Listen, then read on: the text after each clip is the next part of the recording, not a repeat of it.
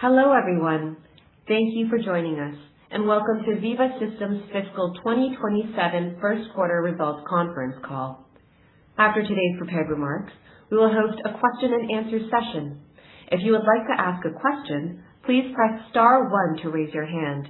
To withdraw your question, press star 1 again. I will now hand the conference over to Gunnar Hansen, Senior Director of Investor Relations. Gunnar, please go ahead. Good afternoon, and welcome to Veeva's Fiscal 2027 First Quarter Earnings Conference Call for the quarter ended April 30th, 2026. As a reminder, we posted prepared remarks on Veeva's Investor Relations website just after 1 p.m. Pacific today. We hope you have had a chance to read them before the call. Today's call will be used primarily for Q&A. With me today for Q&A are Peter Gassner, our Chief Executive Officer, Paul Shawah, EVP Strategy, and Brian Van Wagner, our Chief Financial Officer. During this call, we may make forward-looking statements regarding trends, our strategies, and the anticipated performance of the business, including guidance regarding future financial results. These forward-looking statements will be based on our current views and expectations and are subject to various risks and uncertainties. Our actual results may differ materially. Please refer to the risks listed in our earnings release and the risk factors included in our most recent filing on Form 10-K. Forward-looking statements made during the call are being made as of today, June 3rd, 2026, based on the facts available to us today. If this call is replayed or viewed after today, the information presented during the call may not contain current or accurate information. Veeva disclaims any obligation to update or revise any forward-looking statement. We may discuss our guidance on today's call, but we will not provide any further guidance or updates on the performance during the quarter unless we do so in a public forum. On the call, we may also discuss certain non-GAAP metrics that we believe aid in the understanding of our financial results. A reconciliation to comparable GAAP metrics can be found in today's earnings release and in the supplemental investor presentation, both of which are available on our website. With that, thank you for joining us, and I'll turn the call over to Peter. Thank you, Gunnar, and welcome everyone to the call. We had a strong start to the year, delivering results ahead of our guidance. Total revenue in the quarter was $883 million, with non-GAAP operating income of $395 million. Our execution continues strong across the business, and it's an exciting time for Veeva and for life sciences overall as we execute against a clear vision for industry AI. We'll now open up the call to your questions. We will now begin the question and answer session. Please limit yourself to one question. If you would like to ask a question, please press star 1 to raise your hand.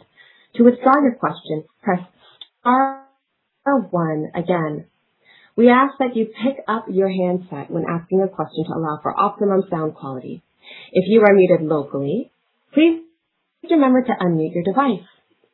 Please stand by while we compile the Q&A roster. Your first question comes from the line of Joe Vruwink with Baird. Joe, your line is now open. Great. Thanks for taking my question this afternoon. I was hoping to go into a bit more detail on Veeva Falcon. This certainly seems more complex and consequential in scope. I think you call it disruptive in the remarks. Can you maybe expand on what this product is targeting and how you envision customers operating in drug development with maybe now this interplay between the Vault standard agents and Falcon?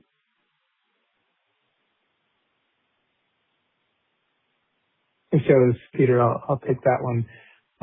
There's a lot of things to unpack there. What you're seeing is sort of the next chapter of Veeva in our industry cloud. Right? We used to talk about applications, data, and consulting to make the industry more efficient and effective. Now we're talking about, software, AI, data, and consulting, right? So Falcon specifically is at the agent layer, and that's agentic labor. So fully replacing parts, jobs that people used to do.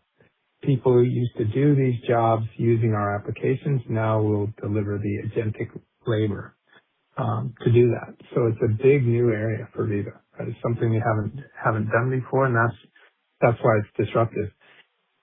Those agents have to become users of our applications, which means our applications have to become very good in operating at a headless manner.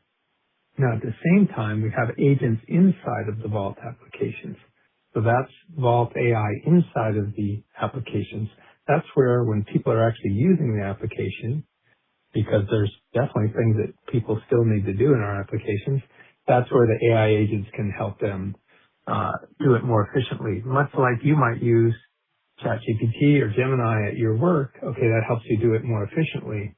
But for life sciences, because it's kind of specific what they do, and some of it is a bit standardized due to regulations and just efficiency concerns, some of those jobs or slices of people's jobs, our agents will just do those for them. And that's never something that we set out to do when Veeva started. Why? Because there was not technology available. There was not probabilistic technology available to do this. There was no AI that could do this. Now there is, so that's why you see Veeva leaning into this new market.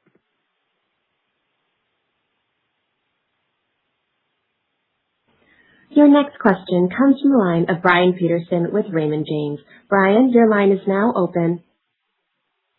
You guys, thanks for taking the question. So maybe just a follow-up on that. As we think about pharma appetite for AI applications more broadly, I'm curious what areas you think they lean into first and how we should think about the transition from traditional SaaS applications to AI in pharma. Peter, I'd love to just see your perspective on that. Thanks, guys. Well, I would say it's not that they're thinking mainly about transition from applications into AI applications. What they're really leaning into is this new technical architecture. We call it the MAP architecture of models, agents, and applications.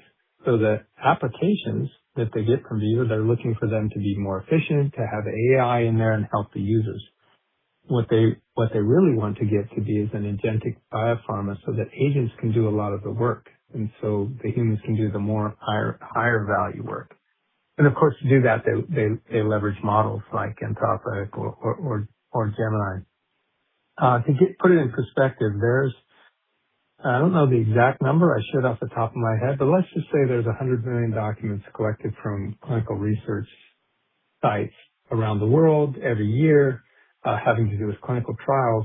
They have to be checked for quality and they have to be sorted into the right places. That's work that agents can do. It's difficult, specific work, but we can make agents that are very specific on that. Agents that take in a bunch of free text via email or other channels and have to sort it out to see, is this a product complaint? If so, how to handle that and categorize that. Or no, this is a adverse event. This is an issue with a medicine making somebody potentially ill. Okay, well, what is that illness? Is that a headache or a throbbing headache? How serious is that? Is that involved in a clinical trial? What drug is that involved with? We will make agents to do that and to those very standard things. And this is an area where I'm enthused because Veeva can lead.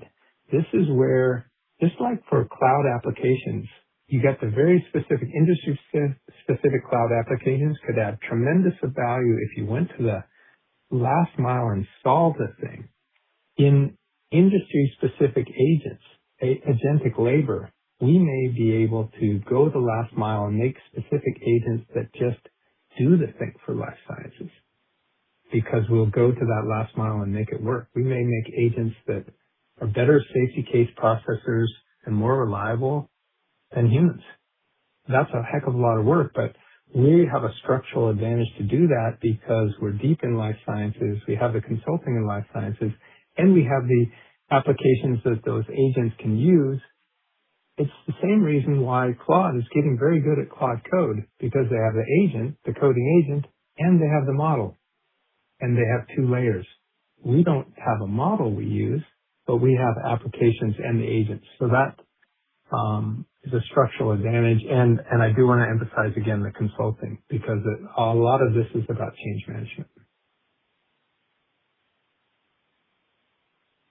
Your next question comes from the line of Ken Wong with Oppenheimer. Ken, your line is now open. Brian, I wanted to just touch on the R&D business real quick. It looks like a really strong start to Q1, potentially kind of outpacing the full year guide by a couple of points. Yet only raised the full year by $5 million. Can you provide some context into kind of the rest of the year? Is that conservatism? Is there something that we're not seeing around the corner there? Yeah. Hey, Tim. I think first off, we are really happy with the growth of R&D in Q1. It's a healthy business overall in Dev Cloud and Quality Cloud. Very long way to go in that business. I think the main factor you're seeing there is the same dynamic that we called out at the start of the year, which is we've got a number of products that are very large, but are also early in their life cycle. eCOA, RTSM, EDC, Safety, LIMS. And so we're seeing those products scale and grow, but they're still early in their scaling. And you're seeing that factor drive the full year growth. But pleased with the progress that we're making, with the momentum coming out of Q1 and what we see for the balance of the year.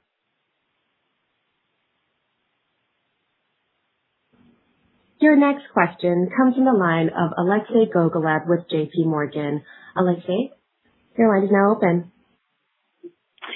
Thank you. Glad to hear you had another strong quarter for Crossix. What did you see in Crossix activity in the quarter in terms of demand and deal size and maybe some verticals? And how should we think about growth durability through the year? Specifically, what's driving the share gains that you called out? Yeah. Hey, Alexei, this is Paul. Really strong quarter with another continued strong quarter with Crossix. But just take a step back and think about the overall market. Digital is a very healthy end market. Pharma companies are spending more and more in the digital space because there's more channels. They're making more investments in those markets. So that's really good for Crossix over the long term. You'll see fluctuations quarter by quarter, but it's a really healthy market for us. And we are investing a lot in the product. And I saw some of this at our summit. We're at our summit. We had announced a lot of new innovation with Crossix, measuring new channels like open evidence as an example, Meta. Those are things that we didn't historically do. You didn't have to measure open evidence before because it wasn't a thing, and now it's a thing, and Crossix is doing that. So we're innovating across the product in a really, really deep way, and that's driving market share gains for us. So really pleased with the execution in Crossix and a lot of the progress we're making, and I expect that to be a durable growth business for us over the long term. Your next question comes from the line of Rishi Jaluria with RBC. Rishi, your line is now open. Oh, wonderful. Thanks so much for taking my questions. Just wanted to drill a little bit more into Falcon. I think one thing that we've seen, increasingly in this AI era versus the SaaS and cloud era is there's more desire for customization, especially as a result of how flexible these tools have become. How do you think about the opportunity not just to build your own custom Falcon agents to solve industry-specific problems, but also give your customers and your partners the ability to build, heavily customized, heavily tailored solutions for the unique problems that they may have and kind of open up a little bit more of a platform story? Thanks so much. Yeah, Rishi, this is Peter. For Falcon, the actual effort there is taking the path less traveled. So that's a platform for us to build and operate standard agents to actually solve the problem for the industry. So it's not really a platform for customers to develop their custom agents.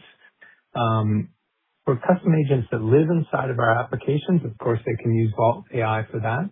For custom agents that are outside the applications, there are many agent building tools, and they will dip into the Veeva applications operating in a headless manner. But no, with Falcon, we're not making AI tooling. We're actually agentic labor to solve the problem. We are the believers in simplification and standardization of the industry, and that's how the industry will grow and Veeva will grow along with it. I think Rishi, the thing to parallel with is in 2012, for the first time, we laid out our first visions for Development Cloud. 2014, they got sharper. In 2016, it really became apparent what we were doing. We were trying to simplify and standardize and integrate the tech of the development area of life sciences. That's not anything that anybody asked us for, right? That's a vision that we had, and that's not anything that anybody's tried to do before. Falcon is the same thing. It's the same magnitude of disruptive innovation. It's not giving tooling to people to design agents. This is to designing and operating the standard agents for the industry rather than the industry having to hire humans for those specific jobs. So that way humans can do the more important things, and the industry can produce more medicines at the end of the day. And if that's how the industry grows, if they can get more of the right medicines to the right patients, because that doesn't always happen today. If that can happen, that's how the industry grows and Veeva grows along with it. I always, when we're starting off something big like this, we always think, we want to deliver, $10 of value. And if we do that, it's okay to take $5 for Veeva, right? If we're delivering that much value. I think Falcon is just going to deliver value. It's going to be great revenue for Veeva, but it's going to deliver value far above and beyond that for the industry, and that's going to allow the industry to grow. It's a disruptive thing. It's not an incremental thing or a tool. Your next question comes from the line of David Windley with Jefferies. David, your line is now open. Thanks. Good segue. Peter, thanks for taking my question. How are you on Falcon? How are you pricing Falcon? And how are you deciding which labor roles to address or to attack with Falcon agents? Thanks. Those are two great questions. I'll take them in reverse order because the second one comes first. Which labor roles are we looking to do? I think the most ripe there ones are actually the simplest and the highest volume. And actually, when you look inside life sciences, those are the areas where they have a tendency, some of the companies, to do some outsourcing today already. So that makes it also, they're used to outsourcing. Of course, they would outsource that to humans. In Falcon, the first ones we're looking at are processing of documentation involved with clinical trials, specifically the stuff that comes from clinical sites, the millions and millions, hundreds of millions, tens of millions of documents that comes from research sites. They need to be collected, inspected for quality, categorized, the metadata pulled out of them, filed in the TMF the right way. So that's one, the intake and control of documents. Another one is the safety cases that come in, the triage and the categorization and the collection of the safety cases. So those are the two main ones. We'll also take on regulatory health authority correspondences because that's another high value one, and there'll be more. Now, in terms of how we're going to charge for those, you can imagine most likely that Falcon will be charged by the document. Most likely. We haven't fully decided that. You can imagine that safety will be most likely charged by the case. So that's how that is. If you have an agent, first job I did as a very young kid outside the house picking strawberries in the fields. Bus would pick you up, you'd go out there. They didn't pay you by the hour, they paid you by the flat, because that's how that worked. If we had an agent picking strawberries, they'd be paid by the flat. Your next question comes from the line of Andrew DeGasperi with BNP Paribas. Andrew, your line is now open. Yeah, thanks for this. I wanted to ask a clarifying point you mentioned earlier, and it's just really on the Veeva Falcon, mentioning the displacement of potential roles at these larger firms. I'm just wondering, is there anything that you would consider timing-wise from an economics perspective? So if let's say these roles were to move in another direction, do you think it could potentially cannibalize some of the revenue that you get from those customers, or do you think it would be all accretive? Thanks. Definitely all accretive, because this is not a market we address today. We don't play in that market today. This is not type of labor or work that we supply. So it's definitely going to be accretive. And these agents, they need a system of record. You can't operate them without a system of record. So it definitely doesn't cannibalize the systems of record. It's an excellent question, but I actually hadn't considered that. And I don't see, I mean, the future is pretty difficult to predict, but as of now, I can't see any potential for cannibalization.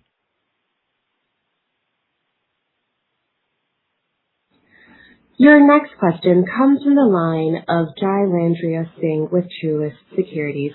Jailandria, your line is now open.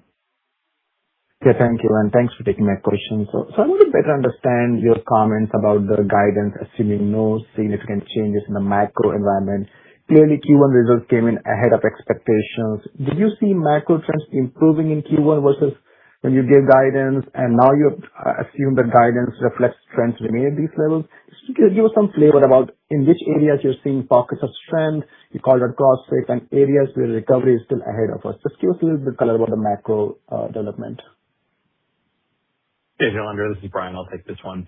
I think overall what we see in the macro is an environment that is unchanged from when we gave guidance a few months ago. And so there are pockets that are always relatively stronger or weaker, but overall the business is performing well and our customers are performing really well.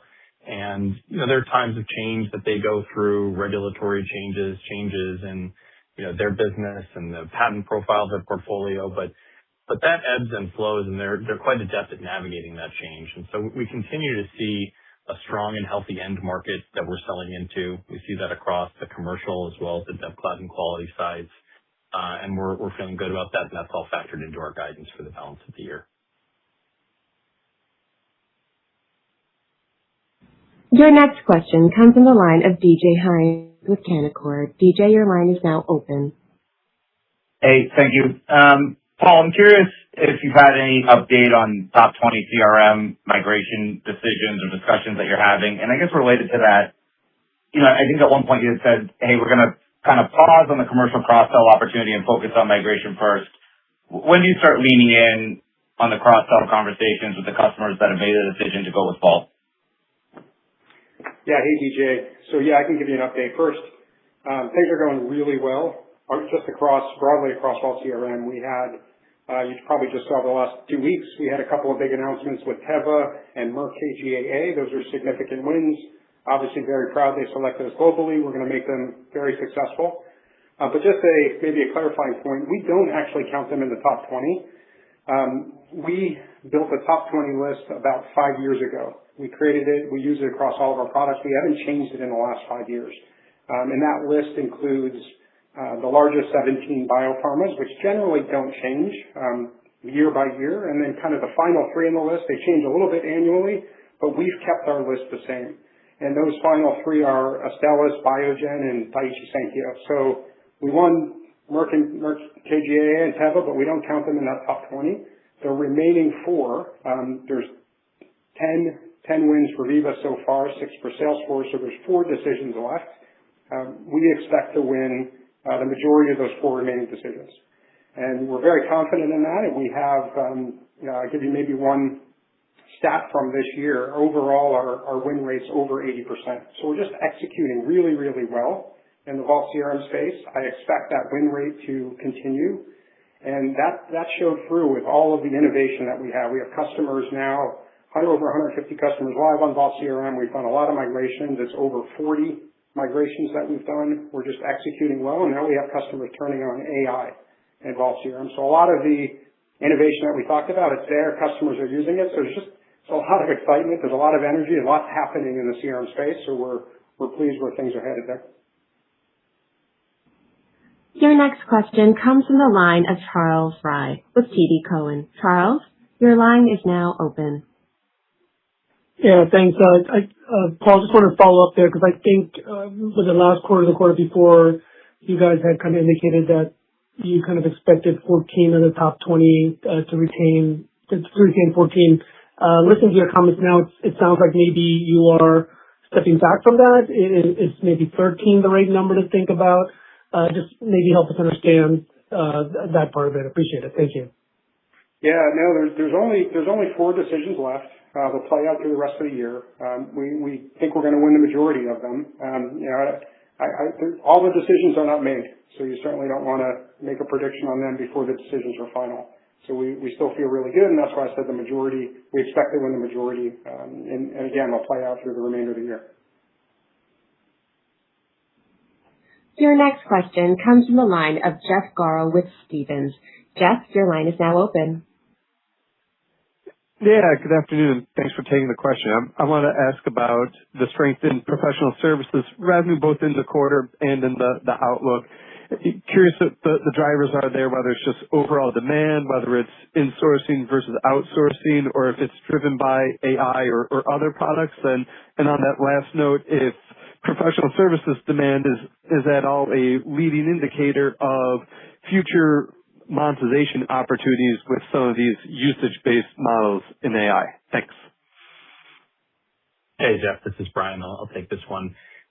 Really proud of the services quarter in Q1. It was a record quarter for our services team, and we saw strength really across services and across the entire breadth of our portfolio. The main drivers of the outperformance were strong project execution in R&D as well as in our business consulting team. But I think the main thing here is that it was not just in implementations. A lot of that outperformance was in the consulting work and the work that happens outside of implementations, including things like digital events that are completely unrelated to deployments. We also saw some of the expected uptick from Vault CRM migrations. It contributed to some of the increase year-over-year. It wasn't the main driver of top-line outperformance, but it contributed to the year-over-year growth. And so all those factors, when you bunch them together, is why we generally caution against using services as a leading indicator of subscriptions.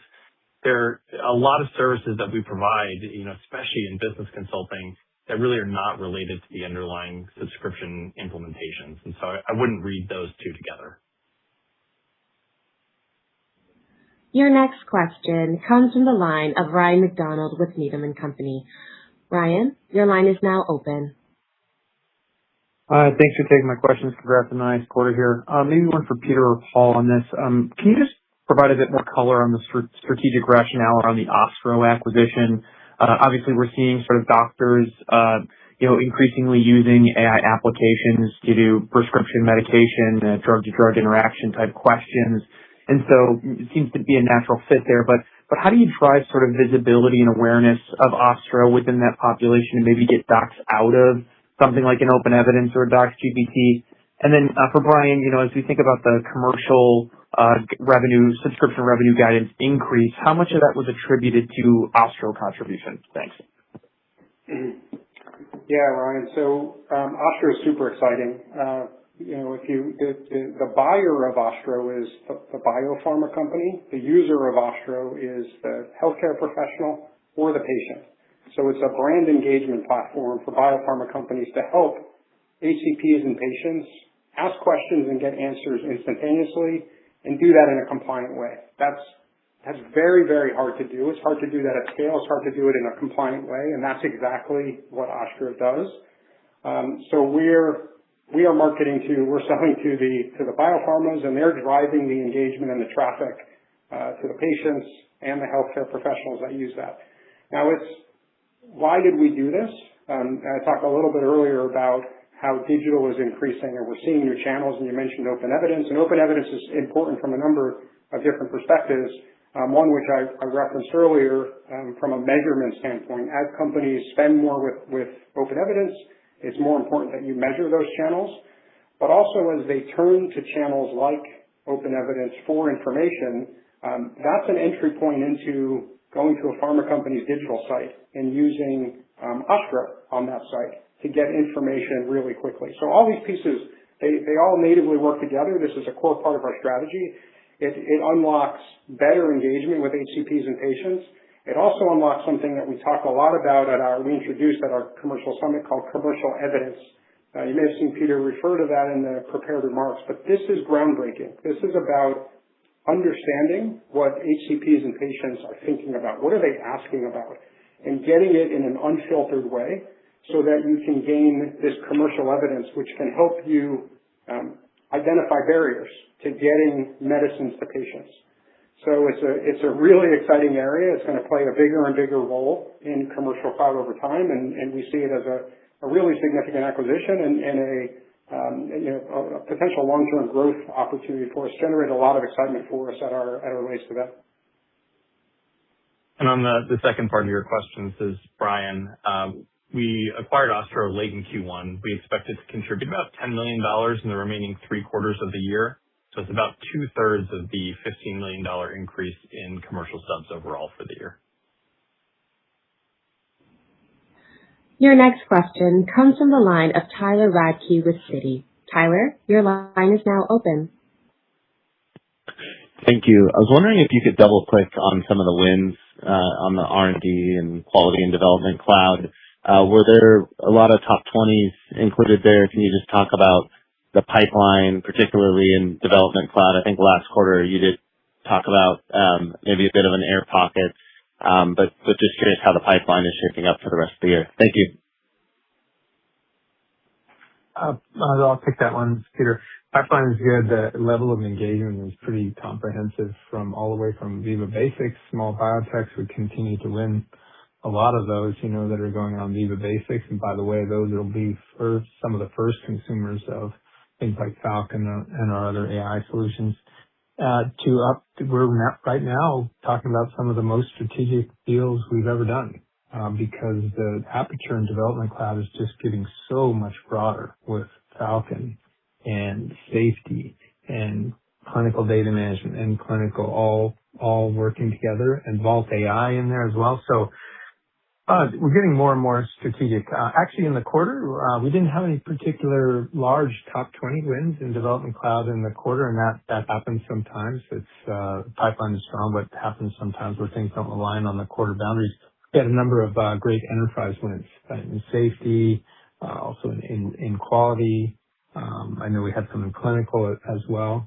So really happy with the progress there. There's definitely growing momentum that I feel in the EDC area that's as a result of our eSource initiative. Now we have to prove that out first.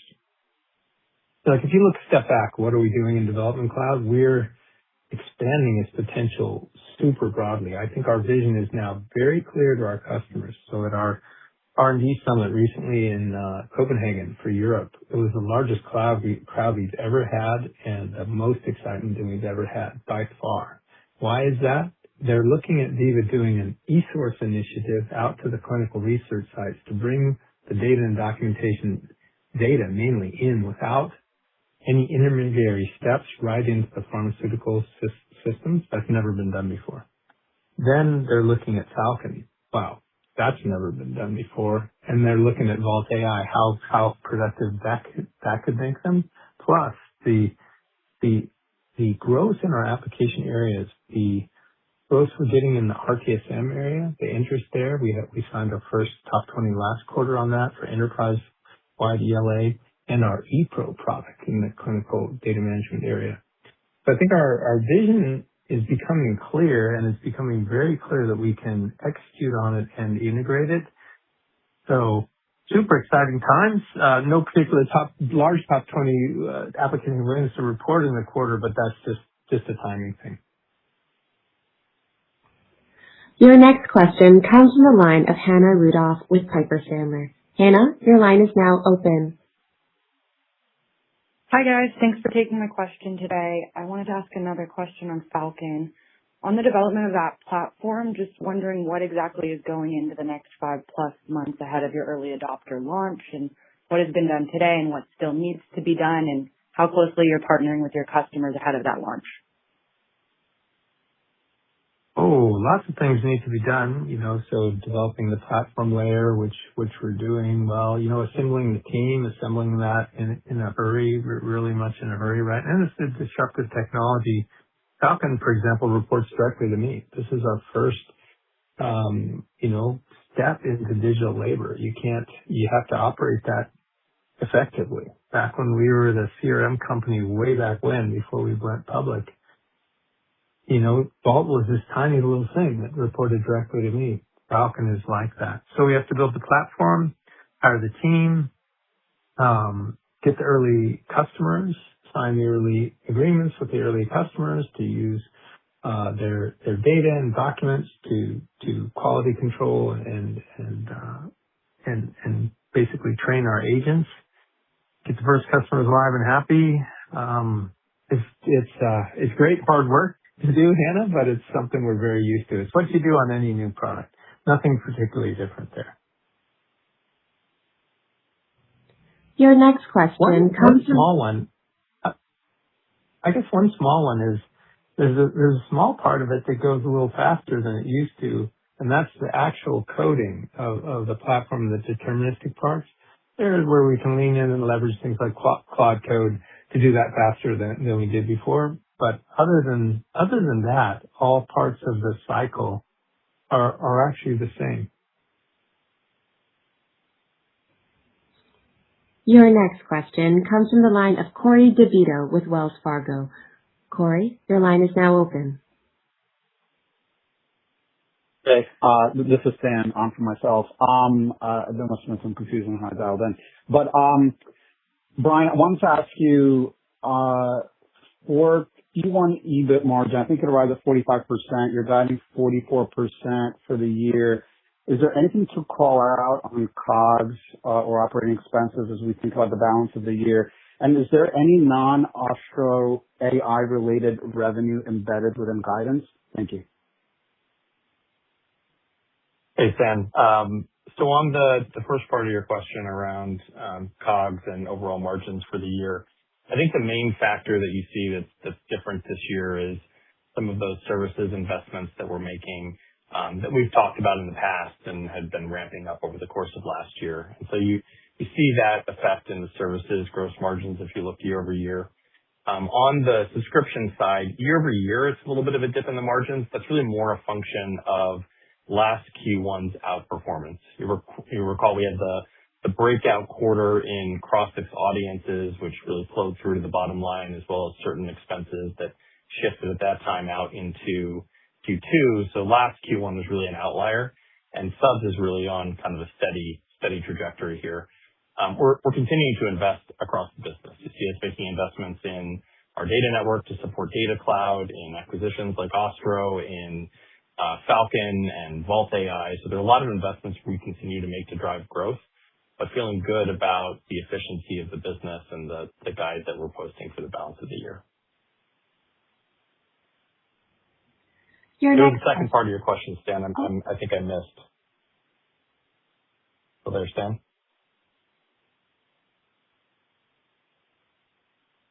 All right, we'll pick it up later. Your next question comes from the line of Craig Hattenbach with Morgan Stanley. Craig, your line is now open. Yes, thank you. Peter, given you're furthest along on AI and kind of the Vault CRM agents that launched back in December, curious kind of what the initial uptake is there, if there's anything you want to tie into the recent commercial summit. And then for Brian, just a question on just kind of cost of compute and how you're thinking about the puts and takes on gross margin as AI ramps. In terms of the commercial agents, actually the one where we were first out to market with was in the commercial content area, and we have more than 10 customers live, and it's going really well in our quick check agents, so we're learning a lot there. At Commercial Summit, we had a number of customers live on some of our agents in CRM, actually generating commercial evidence in these agentic call reports. So pretty happy with that. I think this is the year where we'll scale that more. So I would say, Craig, early adopters live, but now we have to scale it in both of the commercial areas. Yeah, and this is Brian on the second part. So yeah, picking up Stan's second question was around AI revenue, which I think for this year, our overall expectation had been for AI to be fairly immaterial outside of Ostro. And we're really focused on getting AI live in all of our customer areas, getting to product excellence, getting to customer success. It starts with that deep value creation for customers. So on the margin side, you also don't see a material impact, Craig. And in Vault AI, where it's usage based on tokens, I think we have a pretty good understanding of what that dynamic looks like, and it's factored into our guidance. But I don't expect there to be a material impact on margins driven by AI this year.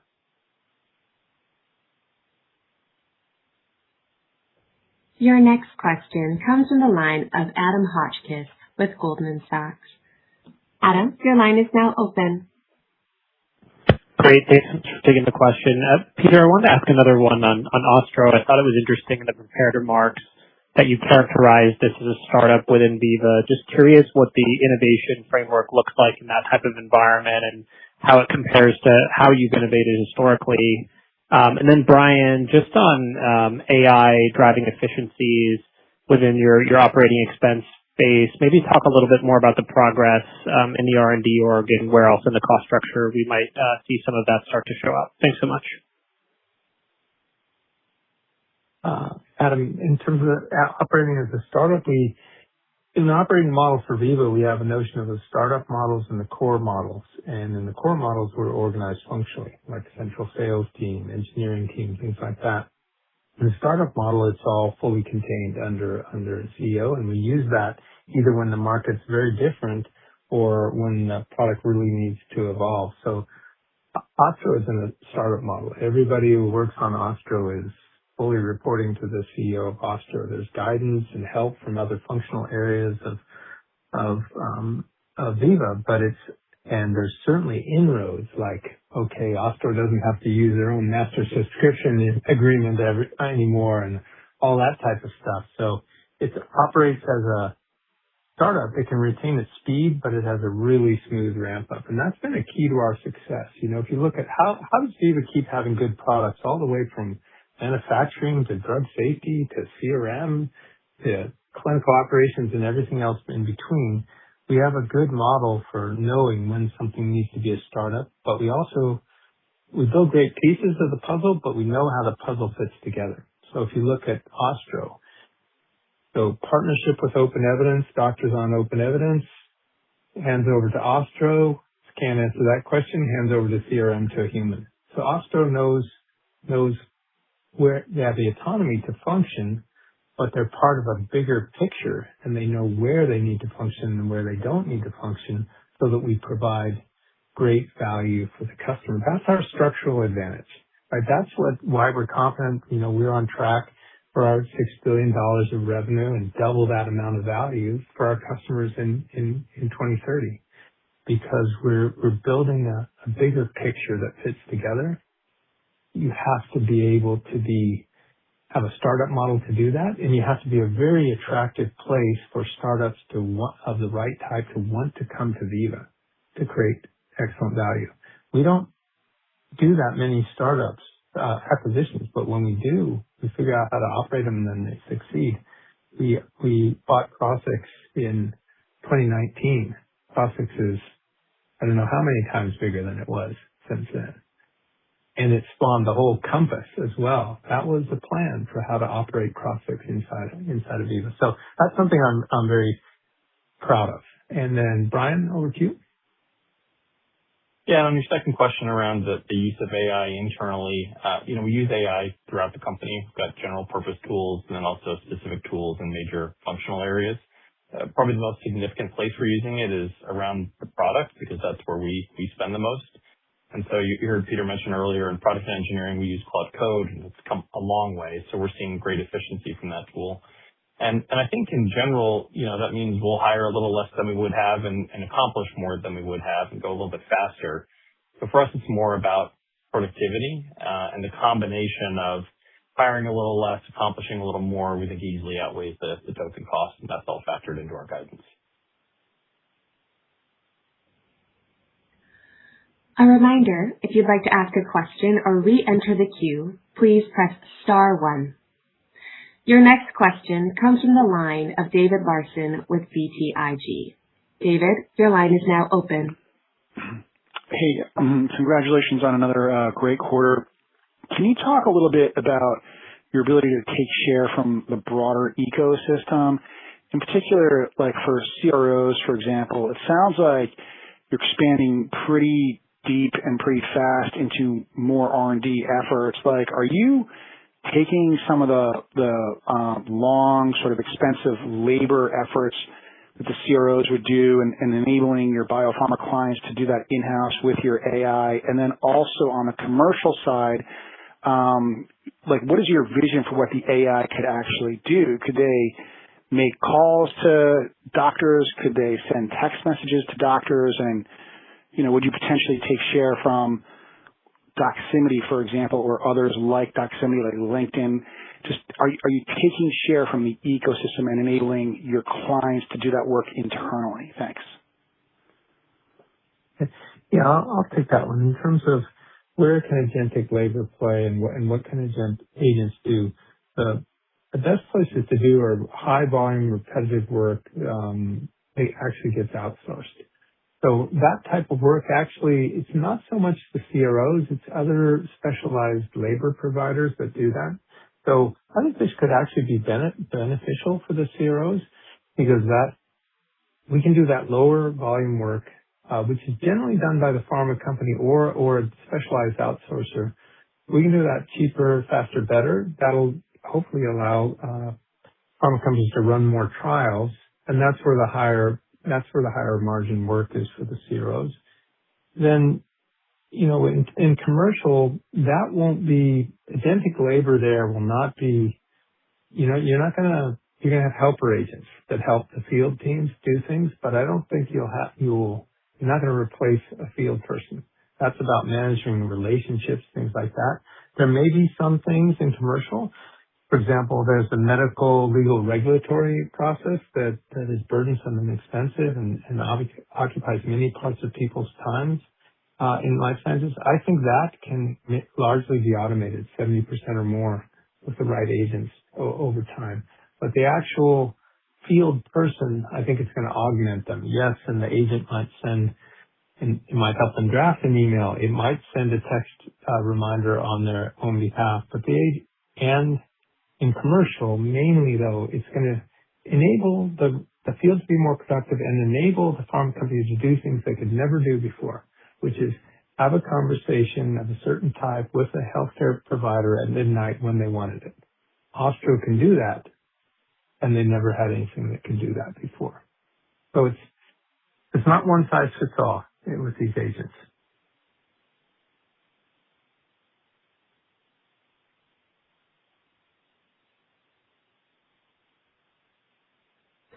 Your next question comes from the line of Stephen Valiquette with Mizuho Securities. Stephen, your line is now open. Yeah, thanks. Good afternoon. Thanks for taking the question. So, I think just for us, it's good to see the positive Crossix results and outlook for the rest of this year, which is pretty consistent with what you communicated previously. But I guess if you can just remind us maybe at a high level without giving any specific numbers, just on the current level of customer concentration within Crossix. Like for example, if one single biopharma customer were to pull back, would that theoretically change the full year outlook, or are the Crossix revenue streams pretty diversified such that one customer is not really going to make a material difference in your outlook? Thanks. Hey, Stephen, this is Brian. I'll pick this one up. So, overall, as Paul touched on earlier, I think really pleased with progress in Crossix, and it's selling into a really healthy and growing end market. For us, that means it's now quite a diversified business, and that comes in a couple different forms. One is between measurement and audiences, which are both very large businesses and growing well individually, as well as within each of those, we have a number of clients. So that we don't see that kind of major concentration risk that would impact the business over time. So there's some areas like GLP-1s that maybe are a little bit larger as a proportion of revenue just tied to overall industry spending patterns. But even as that trend has shifted, for example, you haven't seen that impact the trajectory of Crossix overall because there's so many customers across so many indications.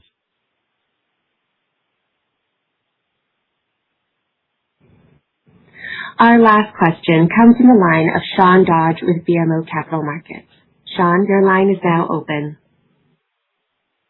Yeah, thanks for squeezing me in. Peter, earlier when you were talking about Veeva Basics, I think you mentioned those would be some of the first users of Falcon, and I'm just curious why that would be. Why wouldn't it be some of the more sophisticated, kind of longer-term Veeva users like large pharma that would be kind of positioned better to be like initial Falcon adoptees?